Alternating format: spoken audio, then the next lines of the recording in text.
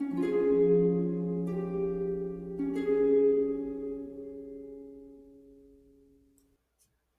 want to preface this video by saying that this is not a comprehensive review about the mechanics and the problems with Dark Souls 2. This is simply a base level examination of why I didn't like playing through this video game.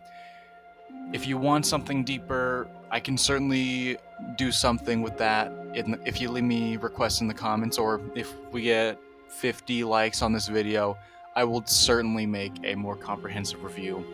But right now, this is just a opinionated rant about Dark Souls 2. So, without further ado, let's get into it. Dark Souls 2 is a divisive game in the Souls series. It's sort of split in half between people who like it and people who hate it. I don't really see a lot of people who genuinely love it though, and I completely understand why.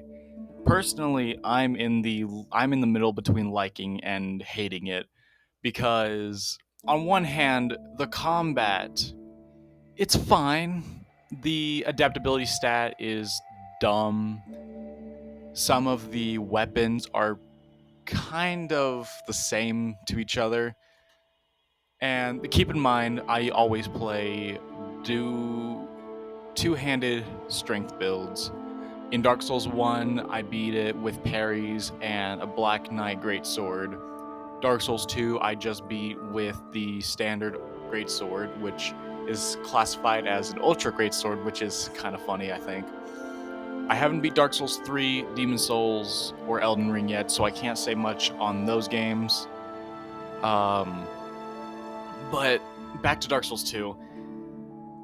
The enemies, the enemy spam in specifically Scholar of the First Sin edition is really bad, especially in the run back to the Smelter Demon boss fight.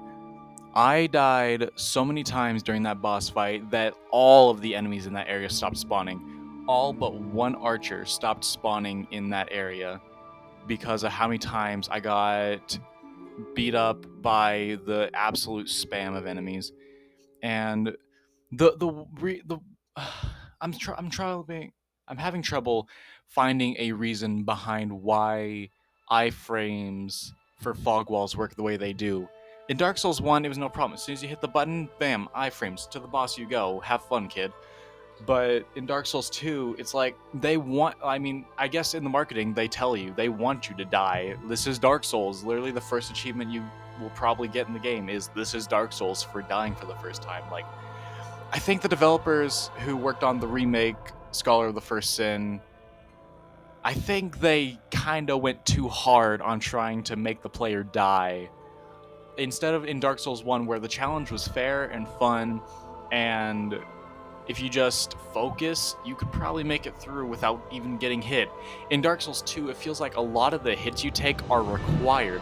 I remember this one part where you go around a bend and this enemy just comes out of nowhere. Like, how are you supposed to predict that? In Dark Souls 1, if you look around, there are sort of hints that an enemy might be hiding, but in Dark Souls 2, there's nothing.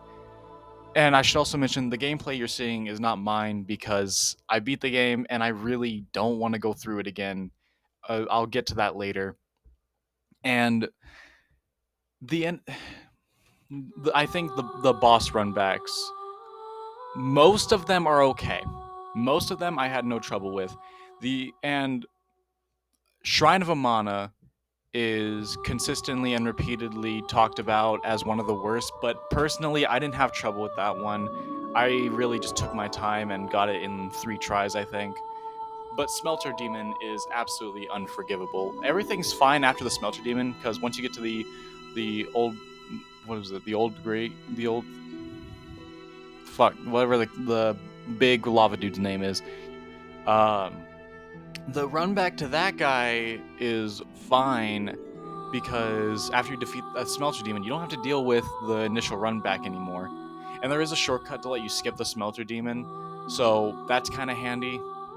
But I didn't take it because I wanted to fight as many bosses as I could, but once I got to the second half of the game, I just couldn't fight anymore. I didn't want to see any more bosses. I just wanted the adventure to be done. I found the story to be especially forgettable because it starts out just like Dark Souls 1, a couple of cutscenes explaining the context of what you're going through, and maybe a couple of key characters get mentioned by minor characters. But aside from that, you're not really given much of story. Unlike Dark Souls 1, where you're sort of given this prophecy to follow through. In Dark Souls 2, you're just some dude who wanted to come to this land, I think. I don't even remember, honestly. That's how forgettable the story of this game is. Like, and the bosses, they're so easy. The game was not designed with lock-on in mind, and that's really apparent when you start fighting multiple enemies at once, which actually happens pretty early in the game too. Like, coming off of Dark Souls 1, it's very jarring how little they expect you to lock on in the fights that they've created for you. The bosses just require you to walk around until they give you a window to attack. And actually, something really embarrassing happened. The Demon of Song, notoriously one of the easiest bosses in the game, killed me twice, which I am not proud to admit, but it happened. I think I only died because I was experimenting with different weaknesses for literally no reason other than because I could.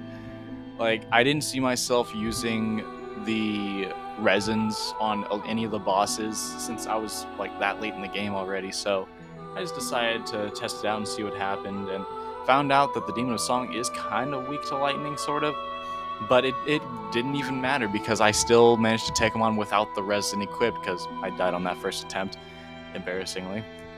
I also, this might discredit my opinions a little bit, but I also used summons very liberally.